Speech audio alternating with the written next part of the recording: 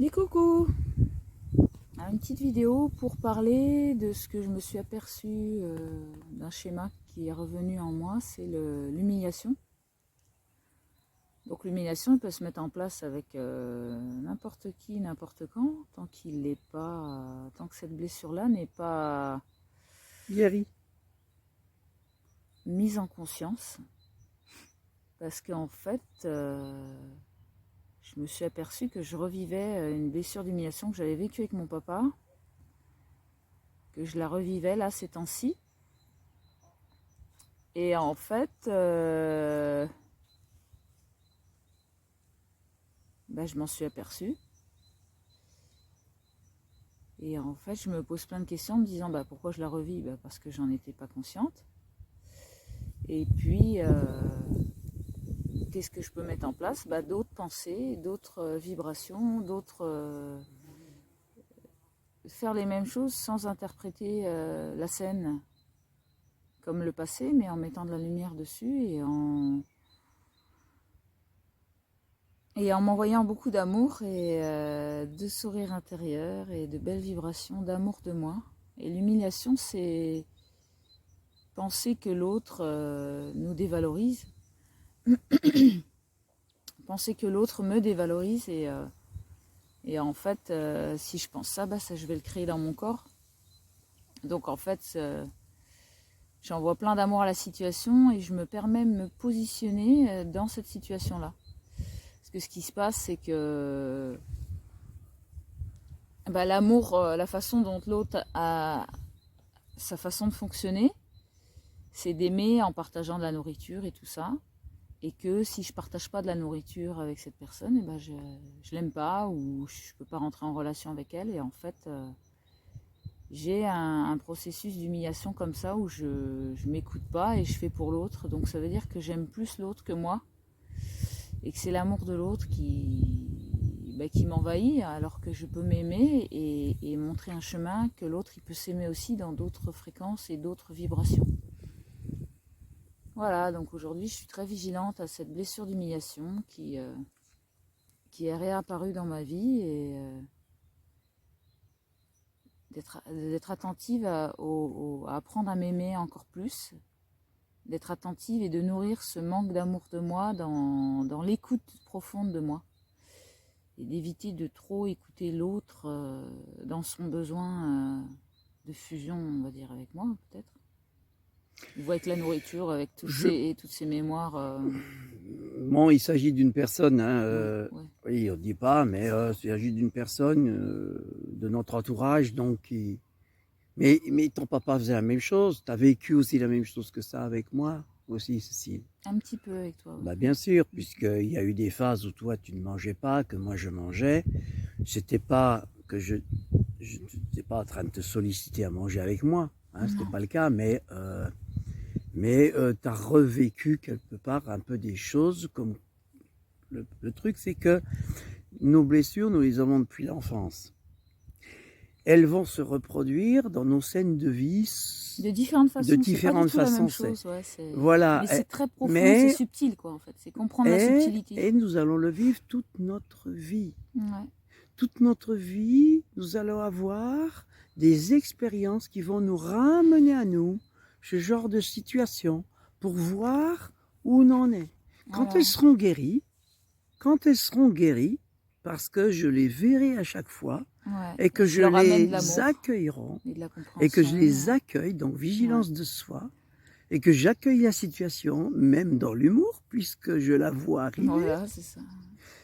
Et bien là, il se passe d'autres choses, parce que ça peut être merveilleux, parce que c'est merveilleux de voir une personne qui, par amour, a envie de te faire plaisir.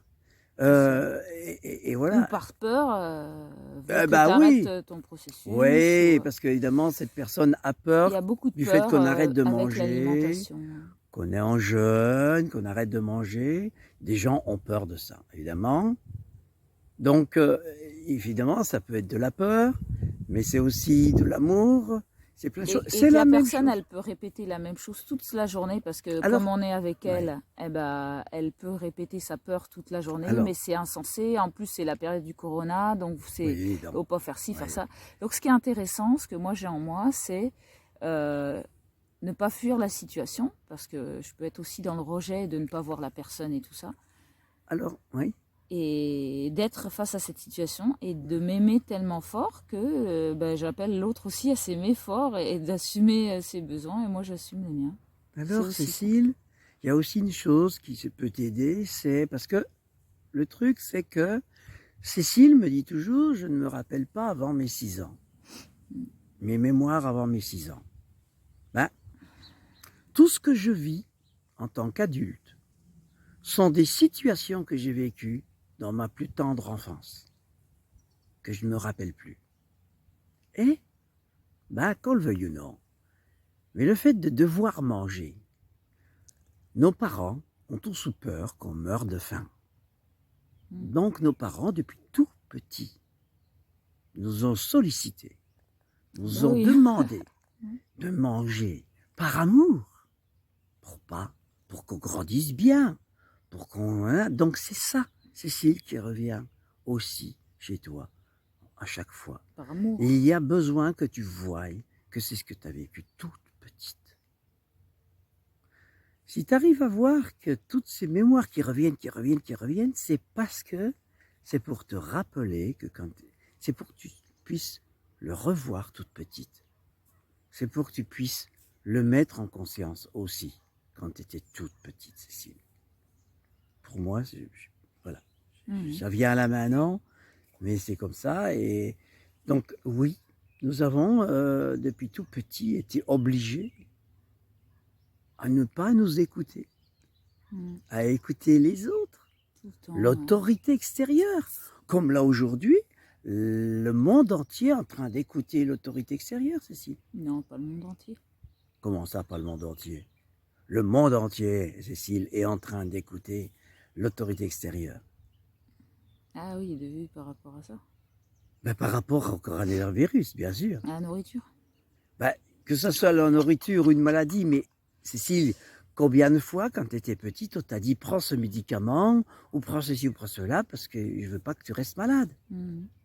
Tes parents ne t'ont pas dit ça? Jamais? Si. Ah, donc, tout ça, nous devons nous en émanciper. Oui. C'est pour ça que ça revient, que ça revient. Pourquoi est-ce que c'est intéressant, moi ça m'a beaucoup apporté. Pourquoi est-ce que je m'amuse de tout ça? Pourquoi est-ce que je joue avec tout ça, Cécile? C'est pour plus qu'il ait d'atteinte sur moi. Donc c'est se détacher. Le plus dur, c'est de se détacher de ce que nous a appris tout petit. Ce que nos parents nous ont appris avec beaucoup d'amour. C'est ce qu'on a le plus de mal à se détacher. Non. Enfin voilà, c'est mettre en conscience le mal-être qui se produit en moi et pourquoi c'est ça aujourd'hui, et aller voir en profondeur ce qui s'est passé dans mon enfance. Oui. Ce que j'ai vécu avec mon papa, et je peux le reproduire avec n'importe qui. C'est facile parce que ce sont des schémas. Et avec ta maman. Figés. Parce que aussi avec ta maman. La maman nourricière, tout petit, c'est la maman qui bien souvent a plus peur que le papa pour ce qui est de la nourriture. Et si tu regardes, la personne avec qui nous vivons en ce moment est plus maternelle que paternelle. Si tu regardes bien.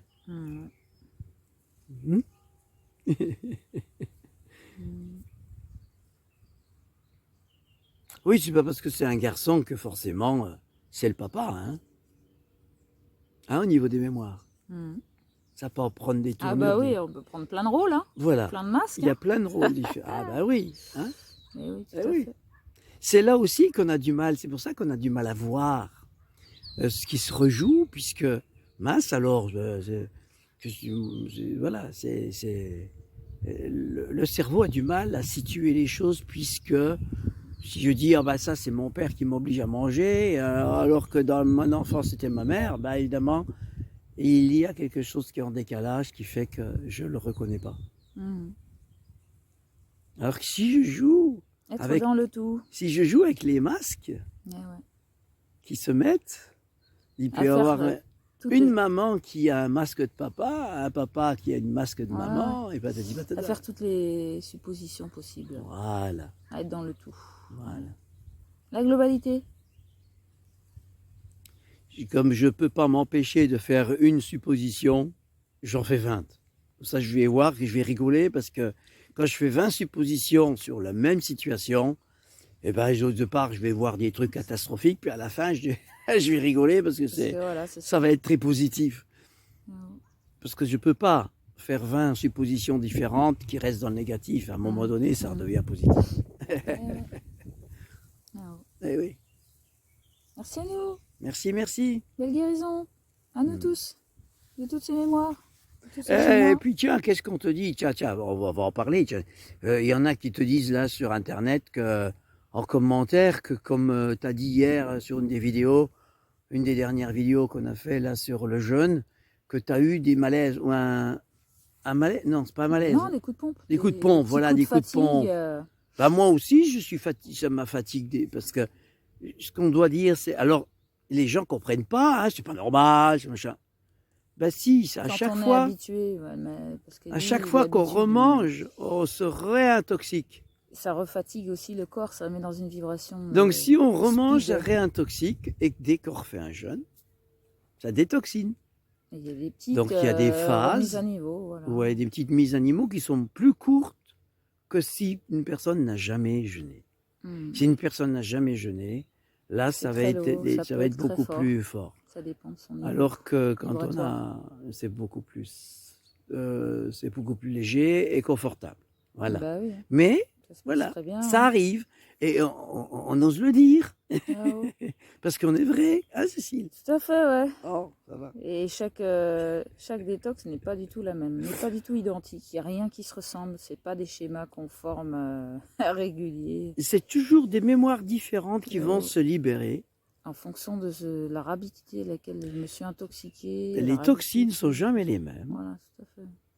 Tout à fait. Parce que les toxines quand on mange, les toxines que l'on va agglutiner dans notre corps correspondent à la situation émotionnelle que l'on vit sur le moment, quand on mange ou pas, ou même quand le pourquoi qu'on mange, ce qui s'est passé avant, et tout ça, c'est ce qu'on ingurgite en nous et qu'il va falloir ressortir. Donc c'est des histoires différentes, qui ne sont pas toujours les mêmes, donc les toxines sont différentes. Non, voilà, si on peut... Merci, hein? Oui. Ouais, c'est ça. Voilà. Merci. Comment on peut expliquer les choses.